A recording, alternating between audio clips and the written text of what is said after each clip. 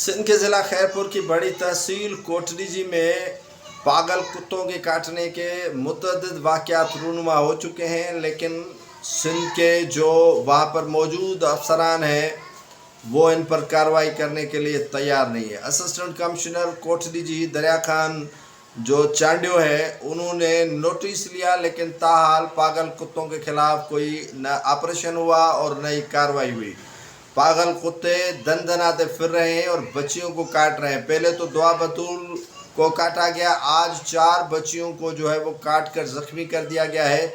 और उनके खिलाफ जो एमएस है करामत थेबो, उनके खिलाफ बड़ा धरना लगा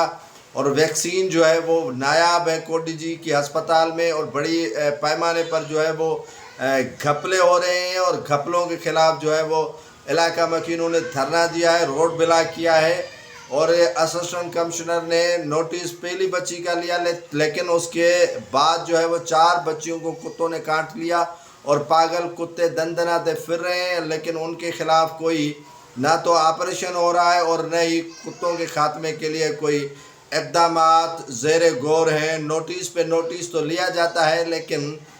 अमली तौर पर सरज़मीन कोटली जी पर कुछ नहीं हो रहा।